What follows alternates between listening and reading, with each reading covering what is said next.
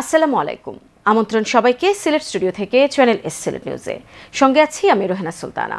শুরুতেই জানিয়ে দিচ্ছি শিরোনাম। সিলেটে শহীদ পরিবারের সদস্যদের হাতে আর্থিক অনুদানের চেক বিতরণ করেছেন সমন্বয়ক সার্জিস আলম। সিলেটের কানাইঘাটে চাঞ্চল্যকর মুনতাহা হত্যাকাণ্ডে মহিলাসহ 4 জন আটক। জাতীয় বিপ্লব ও সংহতি দিবস উপলক্ষে আলোচনা সভা ও বর্ণাঢ্য র্যালি করেছে মৌলভীবাজার জেলা বিএনপি। নিউ ক্যাসেল বাংলাদেশি অ্যাসোসিয়েশনের উদ্যোগে ফেনীর 2 শতাধিক বন্যা দুর্গত পরিবারের মধ্যে 10 লক্ষাধিক টাকা বিতরণ। এবং বিশ্বনাথে ফ্যাসিবাদ ও ব্যর্থ রাষ্ট্রের বিপরীতে রাষ্ট্র সংস্কার প্রেক্ষিত বাংলাদেশ শীর্ষক সেমিনার। শুনছিলেন শিরোনাম, এবারে বিস্তারিত। শুধুমাত্র নির্বাচনের জন্য 2000 মানুষ জীবন দেয়নি, অর্ধলক্ষ মানুষ রক্ত দেয়নি বলে মন্তব্য করেছেন বৈষম্য বিরোধী ছাত্র আন্দোলনের নেতা ও জুলাই শহীদ স্মৃতি ফাউন্ডেশনের সাধারণ সম্পাদক সার্জিস আলম। সিলেটের শহীদ পরিবারের সদস্যদের হাতে আর্থিক অনুদানের চেক বিতরণ শেষে সাংবাদিকদের প্রশ্নের জবাবে সার্জিস আলম এই মন্তব্য করেন। সিলেট থেকে আরও জানাচ্ছেন মইনুদ্দিন মঞ্জু। সিলেট বিভাগে বৈষম্য বিরোধী আন্দোলনে নিহত 18 জনের পরিবারের সদস্যদের হাতে শনিবার দুপুরে 5 লাখ টাকা করে অনুদানের চেক তুলে দেওয়া হয়। সিলেটের জেলা প্রশাসকের কার্যালয়ে বৈষম্য বিরোধী ছাত্র আন্দোলনের নেতা ও জুলাই শহীদ স্মৃতি ফাউন্ডেশনের সাধারণ সম্পাদক সার্জিস আলম এবং জুলাই স্মৃতি ফাউন্ডেশনের প্রধান নির্বাহী কর্মকর্তা মীর মাহবুবুর রহমান স্নিগ্ধের উপস্থিতিতে আনুষ্ঠানিকভাবে এই চেক তুলে দেওয়া হয়। পরে সাংবাদিকদের প্রশ্নের জবাবে সার্জিস আলম বলেন, শুধুমাত্র নির্বাচনের জন্য 2000 মানুষ জীবন দেয়নি, অর্ধলক্ষ মানুষও রক্ত দেয়নি। শুধুমাত্র নির্বাচনের জন্য 2000 মানুষ জীবন দেয়নি, অর্ধলক্ষ মানুষ রক্ত দেয়নি। এই মানুষগুলো বিগত 16 বছরে বিরক্ত হতে হতে দেয়ালে পিঠ থেকে গিয়েছিল এই করাপ্টেড সিস্টেমগুলোর জন্য। সার্জিস আলম সবার আগে নির্বাচন কমিশনকে সংস্কার নিয়ে তার অভিমত সাংবাদিকদের মাঝে তুলে ধরেন। মিনিমাম একটা সংস্কার না করে আপনি নির্বাচনের দিকে যান, ওই নির্বাচন যে কমিশন ওইটাও তো একটা সিস্টেম, এবং এই 16 বছরের সবচেয়ে ব্যর্থ সিস্টেম ছিল ওই নির্বাচন কমিশন। তাহলে আপনার ওই নির্বাচন কমিশনের তো সংস্কার প্রয়োজন। আইন শৃঙ্খলা রক্ষাকারী বাহিনীকে একটা সিস্টেমের মধ্যে আনার পাশাপাশি বিচার ব্যবস্থার সংস্কার প্রয়োজন বলেও অভিমত ব্যক্ত করেন সার্জিস আলম। হাইকোর্টে এখনো এমন কিছু দোষর ফ্যাসিস্টের বসে আছে যারা তাদের যোগ্যতার বলে সেখানে যায়নি, বরং তারা তাদের জায়গা থেকে গিয়েছিল তোষামোদি আর তেলবাজি করে, তারা গিয়েছিল দলের চাটুকারিত করে। তো তাদেরকে ওই জায়গাগুলো থেকে অপসারণ হওয়া প্রয়োজন। সারা দেশে প্রায় 1600 জনের বেশি শহীদের পরিবারের তালিকা পাওয়া গেছে দাবি করে সার্জিস আলম বলেন, যাচাই বাছাই করে নির্বাচিতদের পরিবারের হাতে আর্থিক অনুদানের চেক দেয়া হচ্ছে। Mainuddin Manju, channel S news, Sylhet. সিলেটে একটি শিশুকে তারই প্রাইভেট টিউটর ও স্বজনরা মিলে নৃশংস কায়দায় হত্যার পর শিশুটির লাশ তার বাড়ির পাশের ডোবায় পুঁতে রেখেছিল। এই চাঞ্চল্যকর হত্যার সাথে জড়িত প্রাইভেট টিউটর মহিলাসহ 4 জনকে আটক করেছে পুলিশ। সিলেট থেকে আরও জানাচ্ছেন মইনুদ্দিন মঞ্জু। হাসি খুশি নিষ্পাপ চেহারার ছোট্ট এই মুনতাহার জন্য এখন কাঁদছে পুরো সিলেট সহ দেশ বিদেশের অগণিত মানুষ। গত 3 নভেম্বর নিখোঁজ হয় কানাইঘাটের বীরদল গ্রামের স্বামী মাহমুদের মেয়ে মুনতাহা। অনেক খোঁজাখুঁজি, এমনকি 1 লাখ টাকা পুরস্কার ঘোষণার পরও মিলেনি মুনতাহার সন্ধান। সোশ্যাল মিডিয়ার কল্যাণে মুনতাহার নিখোঁজের সংবাদ ছড়িয়ে পড়ে চারিদিকে। উদ্বিগ্ন হয়ে পড়েন দেশ বিদেশের লাখো মানুষ। অথচ ভাগ্যের নির্মম পরিহাস, দেশের আনাচে কানাচে যখন মুনতাহার সন্ধান চলছিল, তখন বাড়ির পাশেই একটি ডুবায় পুঁতে রাখা ছিল ছোট্ট মুনতাহার নিথর দেহ। রোববার ভোর রাতে মুনতাহার প্রাইভেট টিউটর মার্জিয়া আক্তারের মা ডুবা থেকে মুনতাহার লাশ তুলে পুকুরে ফেলার সময় লাশসহ হাতে নাতে ধরা পড়ে। ধারণা করা হচ্ছে প্রাইভেট টিউটর মার্জিয়া ও তার মা এবং স্বজনরা মিলে শ্বাসরোধ করে হত্যা করেছে ছোট্ট শিশু মুনতাহাকে।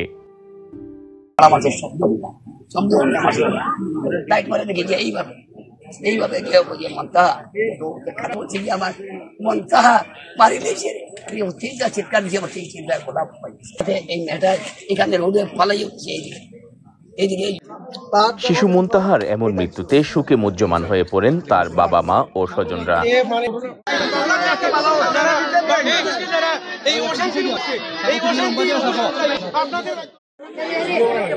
ঠিক কী কারণে হত্যা করা হলো ছোট্ট শিশু মুনতাহাকে তা এখনো অজানা। তবে পুলিশ জানায় 4 জনের মধ্যে একজন হত্যার কথা স্বীকার করেছে।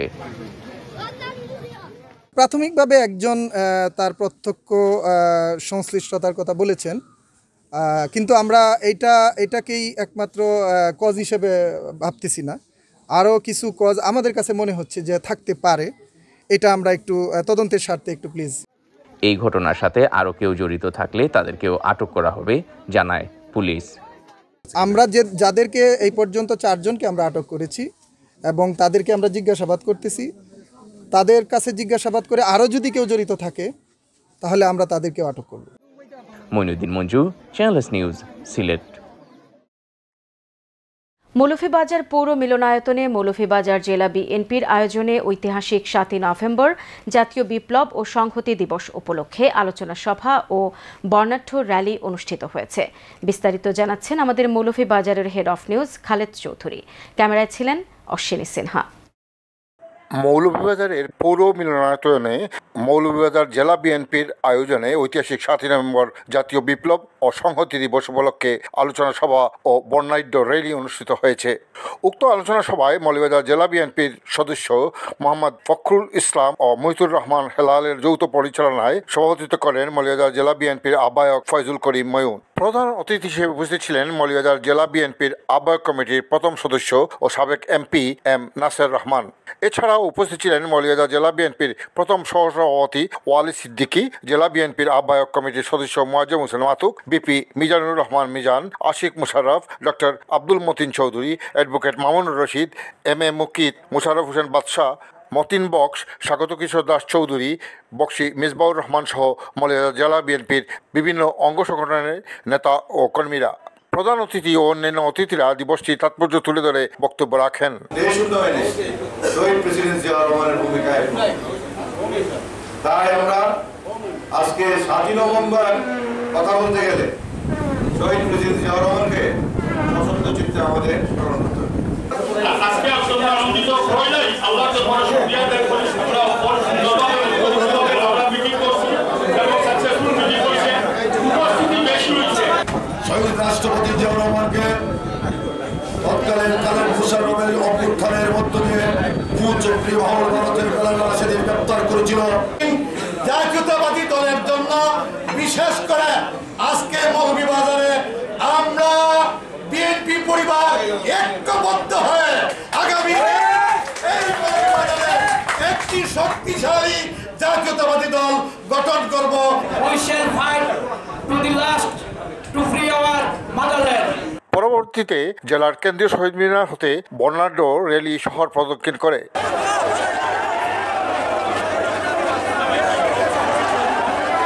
Khaled Chowdhury, channels news, Moulvibazar.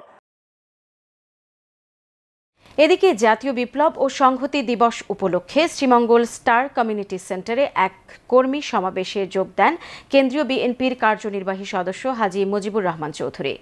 এ সময় তিনি বলেন, শীঘ্রই শ্রীমঙ্গলে বিশাল গণসমাবেশ আয়োজন করা হবে। একই সাথে শ্রীমঙ্গল শহরে জেলা বিএনপির আহ্বায়ক কমিটির সদস্য মহসিন মিয়া মথুর নেতৃত্বে জাতীয় বিপ্লব ও সংহতি দিবস উপলক্ষে বের হয় বিশাল শোভাযাত্রা।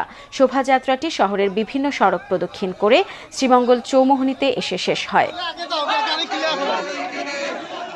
যারা টাকার অভাবে ছেলেদের খতনা করাতে পারছেন না, তাদের সাহায্য করতে চেতনা সমাজ কল্যাণ সংস্থা যুক্তরাজ্যের অর্থায়নে এবং জুলকারনাইন ফাউন্ডেশনের সহযোগিতায় চেতনা যুব পরিষদের উদ্যোগে ফ্রি খতনা কর্মসূচি সম্পন্ন হয়েছে। সিলেট নগরীর আম্বরখানায় চেতনা যুব পরিষদের সহসভাপতি আব্দুল হাসিবের সভাপতিত্বে ও সাধারণ সম্পাদক HM কাউসার আহমেদের পরিচালনায় অনুষ্ঠানে প্রধান অতিথির বক্তব্য রাখেন জেলা সমাজসেবা কার্যালয়ের উপপরিচালক মোহাম্মদ আব্দুল রফিক। অনুষ্ঠানে অন্যান্যের মধ্যে বক্তব্য রাখেন বিশিষ্ট নাট্যকার, বরকতিয়া মার্কেটের পরিচালক Atik Rahi, additional PP advocate Abdul Mukit Opi, চেতনা যুব পরিষদের উপদেষ্টা সৈফুল করিম চৌধুরী হায়াত, সিলেট অনলাইন প্রেস ক্লাবের সিনিয়র সহসভাপতি আব্দুল মুহিত দিদার, হোটেল পলাশের পরিচালক আবিদ হারুন, পায়রা সমাজ কল্যাণ পরিষদের যুগ্ম সম্পাদক মুসাদ্দিকুন নবী, চেতনা যুব পরিষদের সহসভাপতি আব্দুস সুবহান আজাদ, চেতনা যুব পরিষদের সাহিত্য সাংস্কৃতিক সম্পাদক সদস্য কারি বেলাল আহমদ, সৈয়দ সায়েফ আহমদ সহ আরও অনেকে। চেতনা সমাজ কল্যাণ সংস্থা যুক্তরাজ্যের সভাপতি MG কিবরিয়া এক ভিডিও বার্তায় খতনা কর্মসূচি সফলভাবে বাস্তবায়নের জন্য সকল দাতা এবং উদ্যোক্তাদের প্রতি আন্তরিক ধন্যবাদ জানান। চেতনা যুব কল্যাণ পরিষদ বাংলাদেশের উদ্যোগে গরিব শিশুদের খতনা কর্মসূচি বাস্তবায়নে চেতনা সমাজ কল্যাণ সংস্থা যুক্তরাজ্যের সকল সদস্যদের সহযোগিতার জন্য আমি তাদেরকে আন্তরিক শুভেচ্ছা, অভিনন্দন এবং কৃতজ্ঞতা জানাচ্ছি এবং একই সাথে চেতনা যুব পরিষদ বাংলাদেশের এমন মহতী কার্যক্রমে আগামীতেও চেতনা সমাজ কল্যাণ সংস্থা যুক্তরাজ্য আপনাদের পাশে থাকবে এই প্রতিশ্রুতি দিচ্ছি। এ সময় আরও উপস্থিত ছিলেন সিলেট আম্বরখানা মঈন কমপ্লেক্সের পরিচালক মুক্তা আহমদ, হাউজিং স্টেট অ্যাসোসিয়েশনের সাধারণ সম্পাদক ওলায়েত হোসেন লিটন, বরকতিয়া মার্কেটের পরিচালক ইব্রাহিম খলিল, উম্মুল কুররা একাডেমির প্রিন্সিপাল আহমদুল হক উমামা, সৈয়দ সায়েফ আহমদ, কাউসার আহমদ, আদনান আহমদ মজনু, ওয়াহিদুর রহমান, মাসুম আহমদ, ডাক্তার মিসবাউল হক, উপদেষ্টা মোশাহিদ উদ্দিন, দুলাল আহমদ, লুৎফুর রহমান। শতাধিক শিশু কিশোরদের খতনার পর বিনামূল্যে জুস, কেক, চকলেট, ওষুধ, লুঙ্গি, গেঞ্জি বিতরণ করা হয়। আমি এই সংগঠনকে ধন্যবাদ, কৃতজ্ঞতা জানাচ্ছি। আমি আশা করছি সমাজে এইভাবে আরও যে সংগঠন আছে সেগুলা সমাজের পিছিয়ে পড়া মানুষের জীবন উন্নয়নে এগিয়ে আসবে, এই আশাবাদ ব্যক্ত করতে। সিলেট নিউজে নিয়ে নিচ্ছি ছোট্ট একটা বিরতি। আমাদের সঙ্গেই থাকুন, ফিরে এসে অন্যান্য খবরের সাথে আরও যা থাকছে। নিউ ক্যাসেল বাংলাদেশি অ্যাসোসিয়েশনের উদ্যোগে ফেনীর 2 শতাধিক বন্যা দুর্গত পরিবারের মধ্যে 10 লক্ষাধিক টাকা বিতরণ এবং বিশ্বনাথে ফ্যাসিবাদ ও ব্যর্থ রাষ্ট্রের বিপরীতে রাষ্ট্র সংস্কার প্রেক্ষিত বাংলাদেশ শীর্ষক সেমিনার।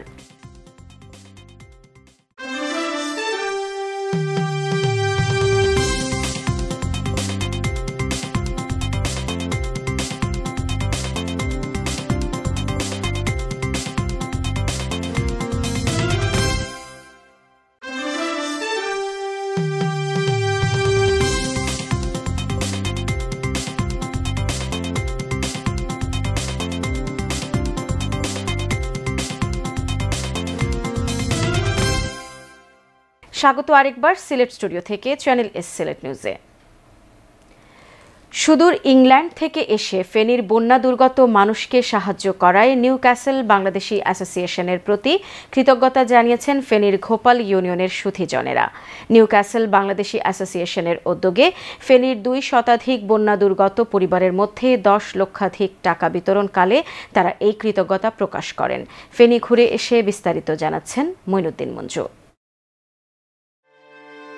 গত আগস্টে হঠাৎ ভয়াল বন্যার মুখোমুখি হয় ফেনী সহ আশেপাশের বেশ কয়েকটি জেলা। স্মরণকালের এই ভয়াবহ বন্যায় ক্ষতিগ্রস্ত হন লাখ লাখ মানুষ। ফেনীর বন্যা দুর্গত মানুষকে সাহায্য করার জন্য শুক্রবার নিউক্যাসল বাংলাদেশি অ্যাসোসিয়েশনের পক্ষ থেকে বন্যা পরবর্তী পুনর্বাসনের জন্য 2 শতাধিক পরিবারের মধ্যে বিতরণ করা হয় নগদ 10 লাখ টাকা। এনবিএ চেয়ারম্যান মাহতাব মিয়া, অ্যাসিস্ট্যান্ট সেক্রেটারি হুমায়ুন রশিদ চৌধুরী ফেনীর ছাগলনাইয়ার ঘোপাল ইউনিয়নে উপস্থিত হয়ে এই সাহায্য হস্তান্তর করেন। আলহামদুলিল্লাহ, আল্লাহ আপনাদের ব্যবহার দিন করি দাম খুশি আছি, দোয়া করি এর বাবা নমাজ কালমা হই আপনার গোলায় হাসি। আমরা নিয়ে আসে, আমরা কেউ নাই, আল্লাহ করে হায়াত দাক, আল্লাহ বাসা কালা একাদশ সওয়াব দাক, যাইব গই চিকিৎসা করব। আমরা ধরুন আমরা হাত তুলে দরকার পারে 2 মাস পেরিয়ে গেলেও এখনও সেই ভয়াল বন্যার চিহ্ন বয়ে বেড়াচ্ছে ফেনী। আর এই অবস্থার মধ্যে সেই সুদূর নিউক্যাসল থেকে এসে এই এলাকার বন্যাপীড়িত মানুষদের সাহায্য করায় নিউক্যাসল বাংলাদেশি অ্যাসোসিয়েশনের প্রতি কৃতজ্ঞতা জানিয়েছেন এই এলাকার সুধীজনেরা। এটা খুব একটা মহতী কাজ, নিউক্যাসলের আয়োজনে যেটা হয়েছে মহতী কাজ। নিউক্যাসল বাংলাদেশি অ্যাসোসিয়েশন ইউকে যে উদ্যোগটি গ্রহণ করেছে, আমি এই উদ্যোগে ওনাদেরকে স্বাগত এবং কৃতজ্ঞতা জানাচ্ছি। ফেনীর বিশিষ্ট ব্যবসায়ী ও সমাজকর্মী নুরুল আমিন ভূঁইয়া বাদশার সভাপতিত্বে অনুষ্ঠানে অতিথি হিসেবে আরও বক্তব্য রাখেন ডাচ বাংলা চেম্বার অব কমার্সের সভাপতি গুলাম রব্বানী চৌধুরী, সিলেটের বিশিষ্ট ব্যবসায়ী মোহাম্মদ শামসুল আলম, সাবেক সরকারি কর্মকর্তা খুরশিদ আলম ভূঁইয়া। অনুষ্ঠানে নিউক্যাসল বাংলাদেশি অ্যাসোসিয়েশনের চেয়ারম্যান মাহতাব মিয়া জানান, 40 বছর থেকে এনবিএ আত্মমানবতার কল্যাণে কাজ করছে। এই ধারা অব্যাহত থাকবে।